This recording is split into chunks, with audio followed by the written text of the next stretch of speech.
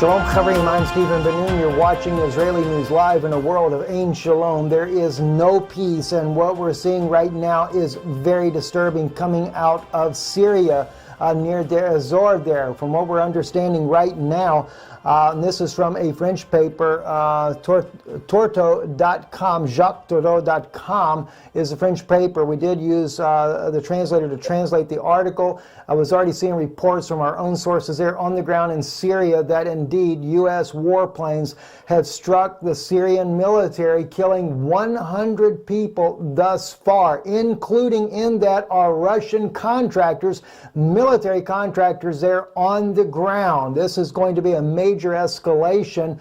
According to a combined joint task force command by the U.S. reporting about this, it was indeed the Syrian government targeting Free Syrian Army forces.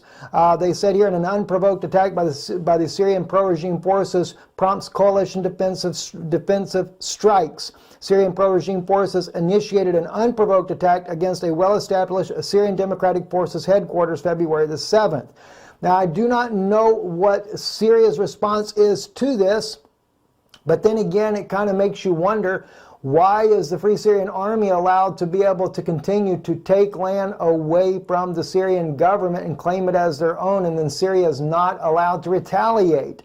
It's kind of interesting. And then the U.S. to actually get involved and do an airstrike against the Syrian government forces that not only take out Syrian government forces, but as well kill Russian military forces at the same time.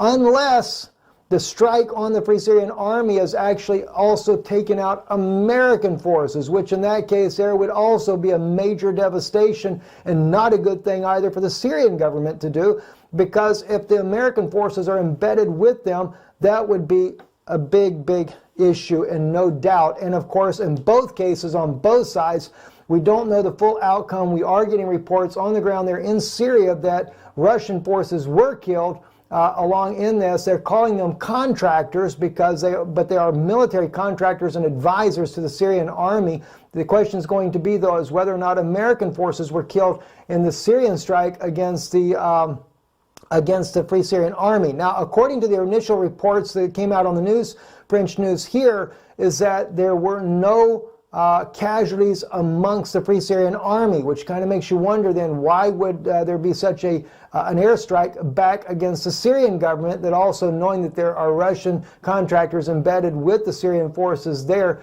that would create such a massive loss of life.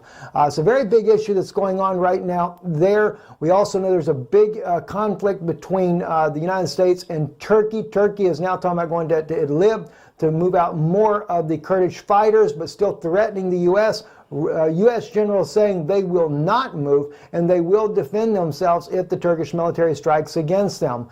So it could create an alliance between Turkey and Russia that does target the Kurdish people and end up being an all-out war. We do a lot of times on Hebrew Nation Radio Flashpoint with Bonnie Harvey. We talk about where will be the flash that ignites the world. We look like we might be getting a flashpoint right about now. Do pray for all those that are involved. It's a very serious situation. Two world powers involved in this particular conflict here in Syria, and it could easily go in a very bad direction there.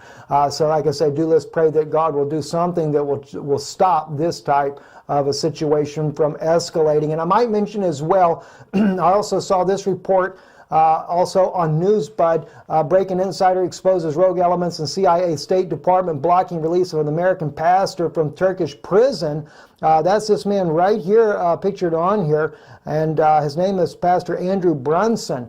And that was kind of alarming to me. Of course, we know that President Trump has been trying to get this man's release, but finding out that the State Department has been blocking his release makes me wonder if this pastor doesn't have some inside information that the coup in Turkey was staged from the beginning. Very troubling indeed. I'm Stephen Ben-Nun. You're watching Israeli News Live. Might also share as well. The True RT has also released this particular news today. True U.S. goal in Syria is to control over the resources, not fighting ISIS, according to the Russian MOD there, that's coming out. And that's where the conflict is, on the eastern side of the Euphrates. And of course, that is the most oil-rich part of the Syrian nation. And the U.S. is backing the Kurds now, and they say that the Kurds and ISIS are working together. Local tribes tribesmen are saying that Kurds and ISIS are working together in concert there to take the entire region on the eastern side of the Euphrates. I'm Stephen Ben-Nun with Israeli News Live. Shalom.